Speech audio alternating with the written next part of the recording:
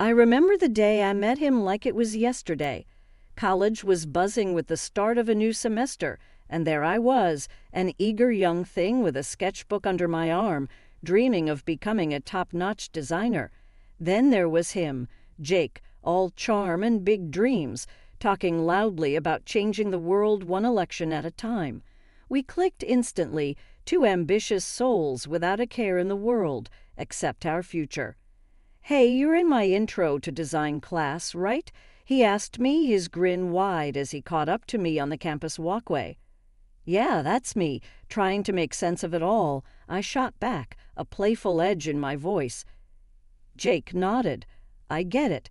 But hey, if you ever need a study buddy or someone to run ideas by, I'm your guy." His confidence was something else, almost enough to make you forget he was just a student like me.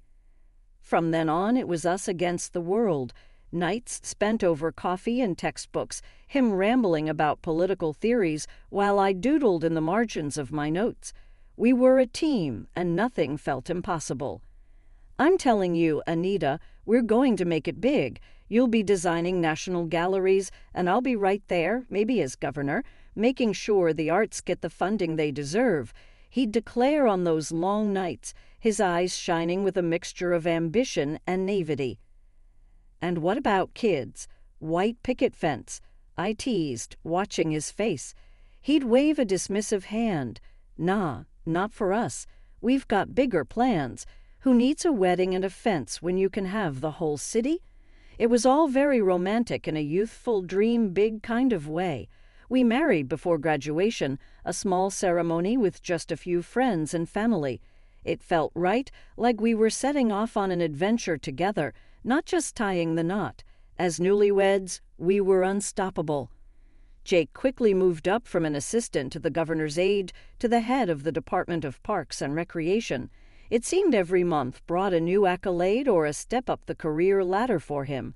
He was a natural, shaking hands and kissing babies, always in the spotlight. At home, it was different. "How was your day?" became our routine conversation starter. "Busy as hell. Meetings back to back." "What about you, babe? How's the design world treating you?" I'd shrug, keeping it light. "Oh, just another day of picking colors and convincing clients I know best." He'd laugh, but his eyes were often distant, his mind still at work. I didn't mind, I understood. We were both hustling, after all. One evening, I came home, my mind buzzing from clinching a major deal that would put our department at the forefront of the industry. I was tired, my shoulders aching from the weight of my laptop bag and the day's stresses. Jake was already home, something that had become rarer these days. I clinched the Johnson account. The presentation went off without a hitch, I announced, hoping to share a piece of my day, looking for a flicker of shared excitement. "That's nice, babe," Jake said, not looking up from his papers scattered around the living room. "Listen, since you had a lighter day, could you fix dinner? I'm swamped, meetings back to back, and I barely had lunch." I paused at the doorway, my coat half off, the words "lighter day" echoing in my head. Lighter day? Jake, it was an 8-hour showdown to secure a deal that boosts our entire fiscal year. He finally looked up, his eyes meeting mine with a shrug. "Yeah, but it's not like you're out there in the trenches, right? It's all just picking colors and convincing people to like your ideas." The dismissive tone stung more than I expected. "It's a bit more than that, Jake. This was a big win for us." Sure, he muttered, turning back to his papers. "But really, can you handle dinner?" I'm beat. The conversation left a bitter taste in my mouth as I headed to the kitchen, my triumph overshadowed by his offhand remarks. Weeks passed, and the pattern continued. I was making strides at work, each step up the ladder marked by an increase in responsibility and income. The day I found out my salary had surpassed Jake's was a day of mixed feelings. I wanted to share it with him, but I hesitated, knowing his current state of mind. Finally, one night at dinner, I broached the topic, trying to keep it light. With the new accounts I brought in, it looks like I might be out earning you this year. Funny, huh?" Jake put down his fork, his expression unreadable. Really, that's how you're going to bring it up? I frowned, puzzled by his tone. Bring what up, Jake? It's good news. It means we're doing well, both of us. It's not we, Anita. It's you. And now I need to find a way to step up. I can't have people thinking I can't provide. I reached across the table, trying to bridge the gap his words had created. Jake, it's not a competition. It's our money for our future. He pulled his hand back, shaking his head. It's not that simple. You don't get it. This is important to me. His words felt like a slap, dismissing not just my efforts, but our partnership. I thought we were in this together, Jake. When did it become just about you? Since I started being the one left behind, he shot back, his voice rising. You're there with your fancy deals and now out-earning me. What does that make me? It makes you my husband, I said, my voice soft but firm, not my competitor. Jake scoffed, standing up abruptly. I need to think about this. Maybe look into other options, something that pays better. I watched him go, feeling the chasm widen. It wasn't just about money or success. It was about respect, understanding, and support, things that were becoming rarer in our conversations. That night, I lay in bed, turning over the day's conversation.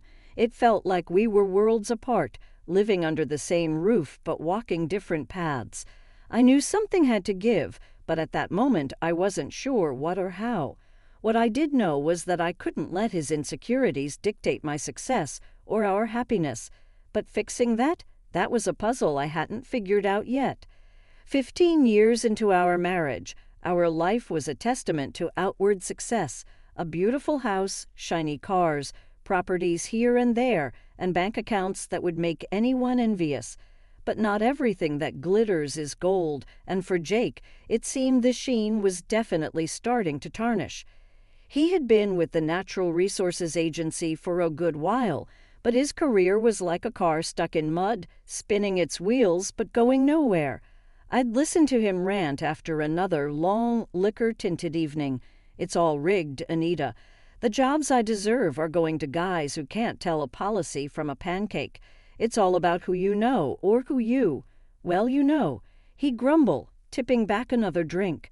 I tried to offer solutions, not just a sympathetic ear. Have you thought about seeing someone? A therapist could help, I suggested one night as I cleared the dinner dishes, his glass needing a refill. Jake slammed his fist down on the table, making the cutlery jump. I don't need a shrink, Anita. The problem isn't in my head. It's in the corruption and cronyism I have to deal with every day.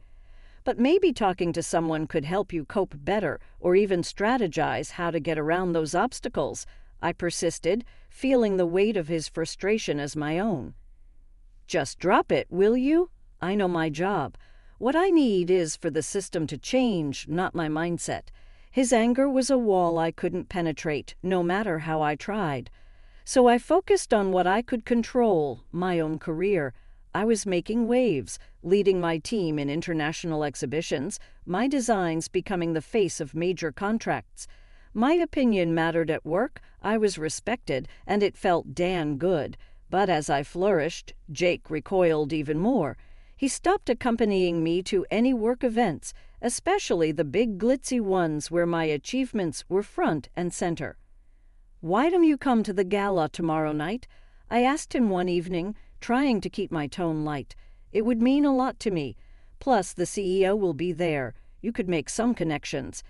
Jake looked up from his laptop, his face set in a stubborn line. And what?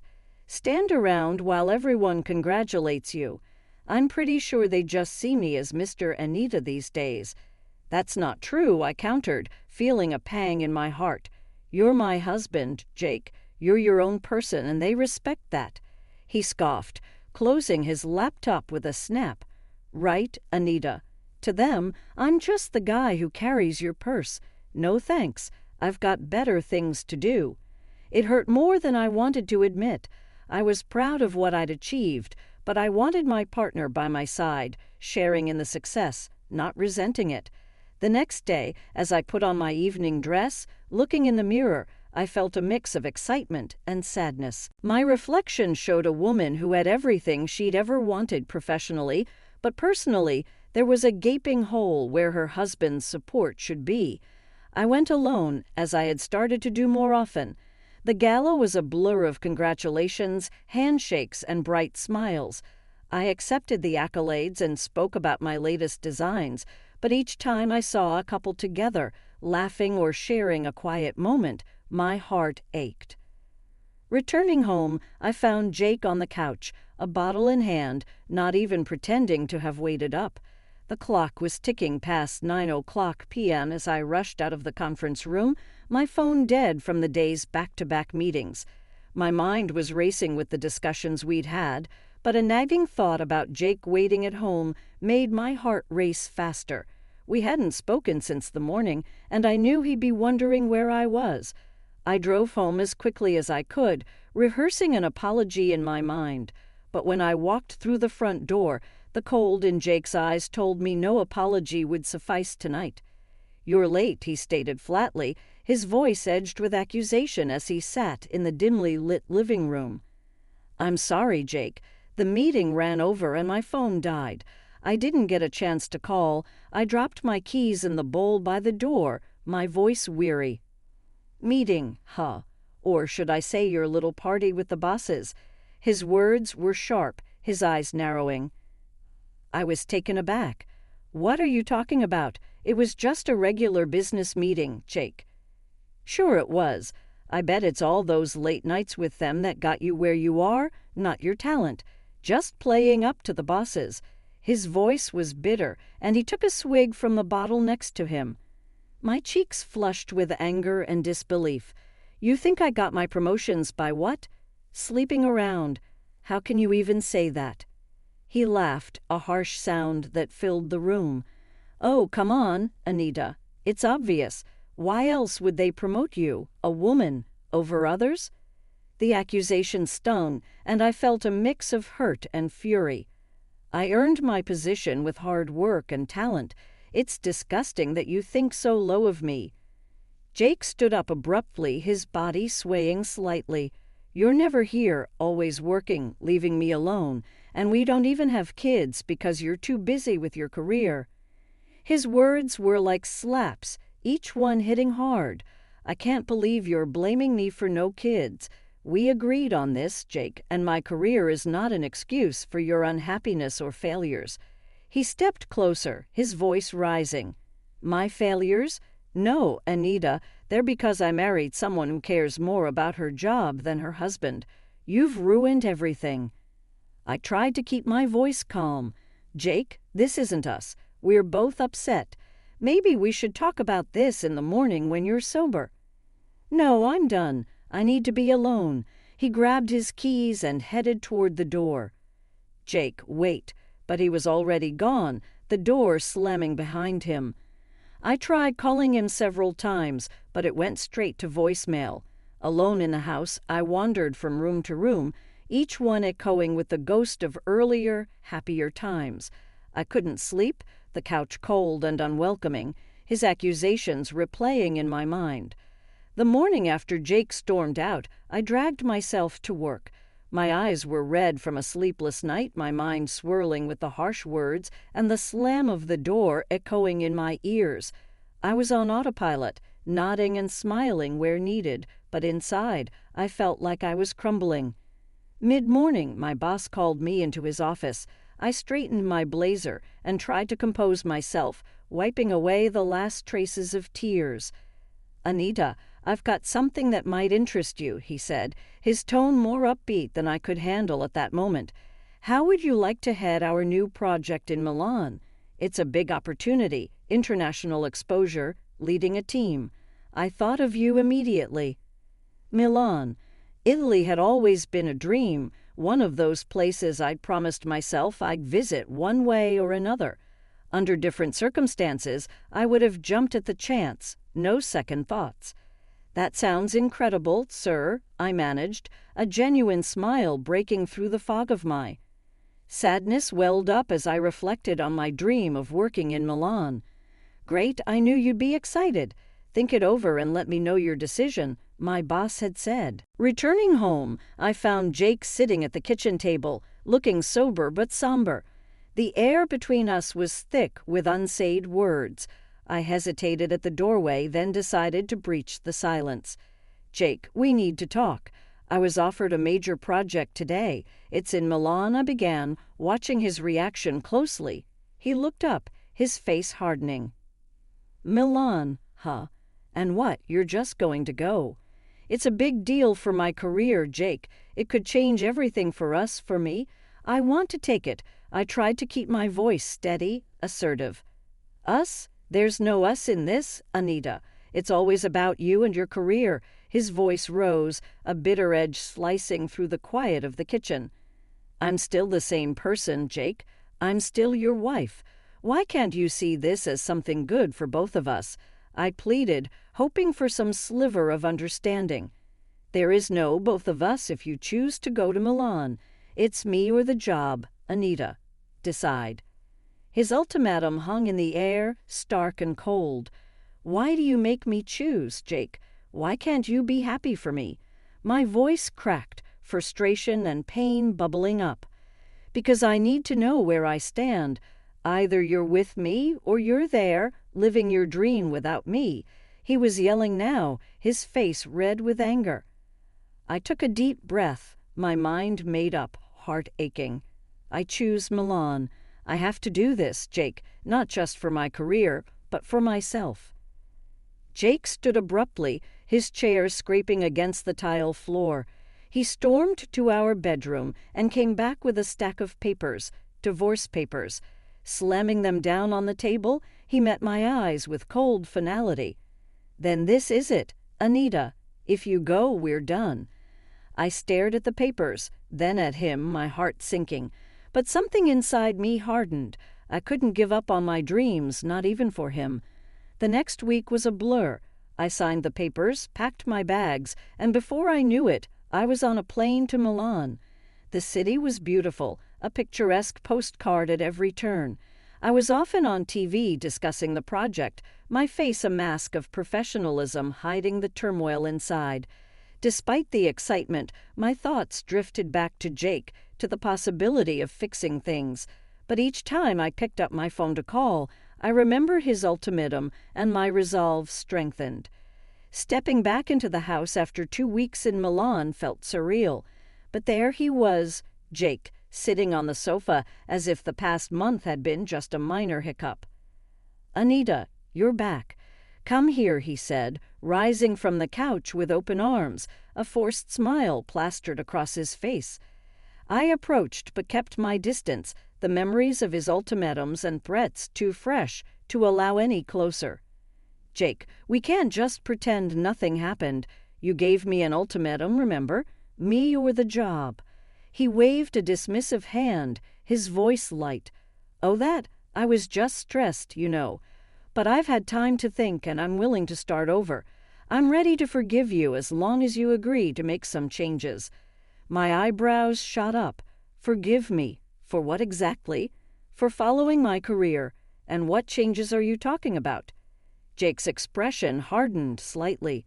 "You know, Anita, quit your job, focus on us. If you just listen and do as I say, we could go back to how things were."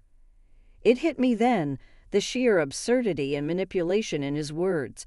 I felt a mix of anger and relief, anger at his audacity and relief that I was finally seeing the manipulation for what it was.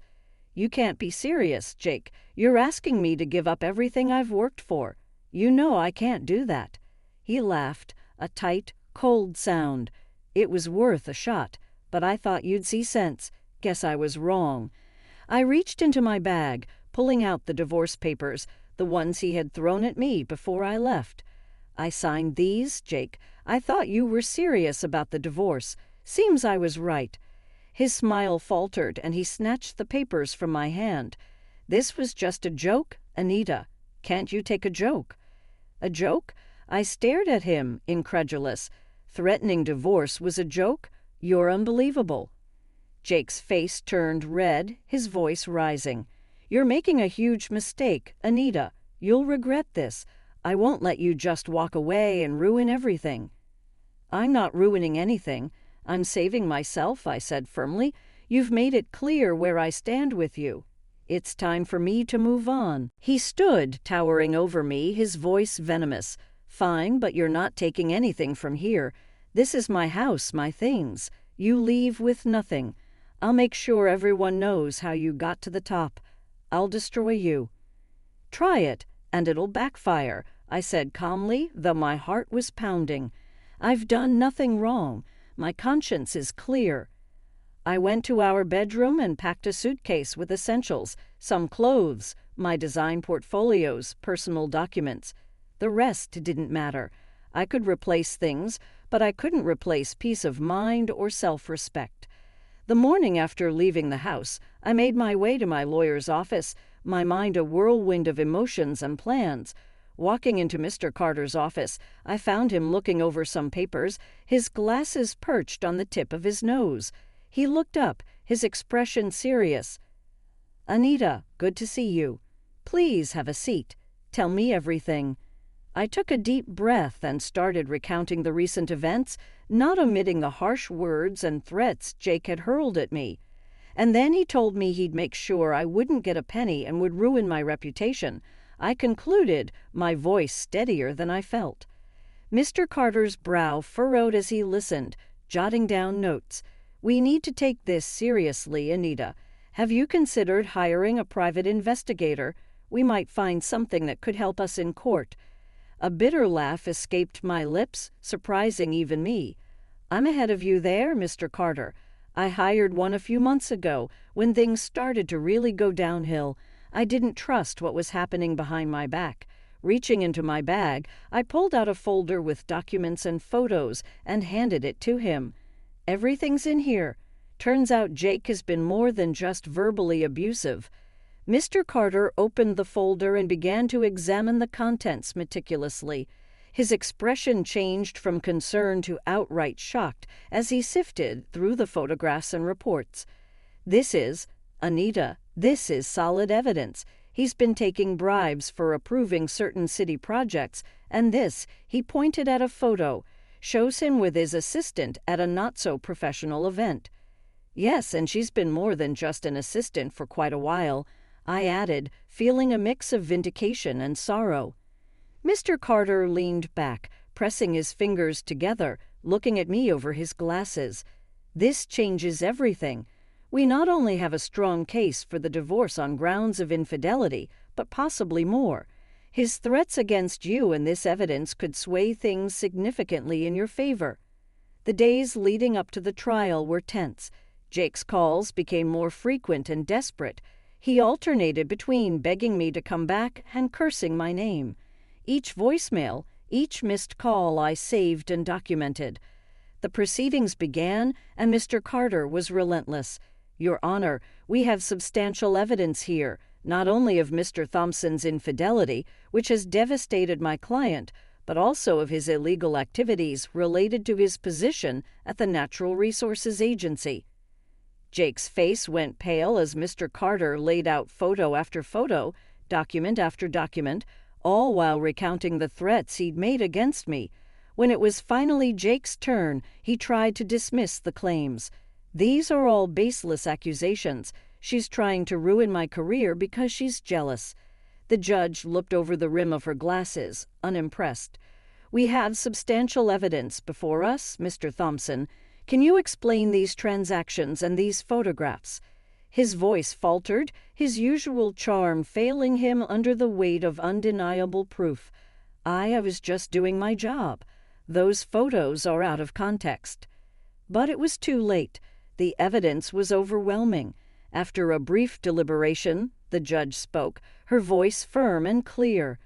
"Given the evidence presented, I am awarding Mrs. Thompson financial compensation for the distress caused by the infidelity and threats.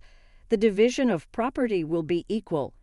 With the past finally behind me, I threw myself into my work with a passion that hadn't felt this raw and real in years. Before I knew it, my dedication paid off. I was offered the position of creative director, a dream come true, a position I had eyed for years. I was out celebrating this new chapter at a cozy little bistro downtown with my closest friend, Laura, when my phone buzzed.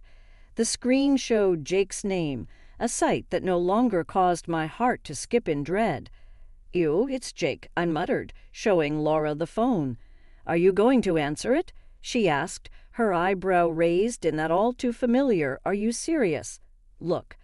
Curiosity got the better of me, and I answered, "What do you want, Jake?" "Hey, Anita.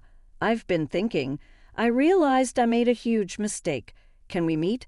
I'd like to talk about maybe starting over." Jake's voice came through the speaker, a mix of desperation and something that sounded feebly like sincerity. I couldn't help it. I burst into laughter. It wasn't a joyful sound, more of a "can you believe this guy" kind of laugh. "Start over? Really, Jake? After everything?" "It's all changed, Anita. I got fired. She took everything, even the job, and now she won't give back the gifts either. I'm left with nothing," he blurted out, the words tumbling over each other in his haste. I shook my head, still chuckling. "So let me get this straight. You want to start over because she dumped you and took your job. That's rich." "Jake, you don't understand. I've changed. I really have," he pleaded. "Jake, even if that's true, I've moved on. I'm a creative director now, and my life is full and happy without you. There's no place for you in it anymore," I said, the finality in my voice mirroring the resolve in my heart. "But Anita—" "I wish you the best, Jake. Goodbye." I ended the call, blocked his number, and turned off my phone. Laura was looking at me, a proud smile spreading across her face. "You really are over him, aren't you?" she said, lifting her wine glass in a toast. "Completely," I confirmed, clinking her glass with mine. "To new beginnings and to being in charge of my own happiness." The next day, feeling empowered and in need of companionship that asked for nothing but love in return, I decided it was time to expand my little family. I went to the local shelter where a scruffy terrier mix caught my eye. He was a little older, a bit rough around the edges, much like me. It felt right. Adopting him, I named him Buddy, a friend who I knew would offer loyalty without conditions. Life was good. It was real. It was mine, and it was filled with possibilities. I had made it through the storm, and now I was not just surviving, I was thriving.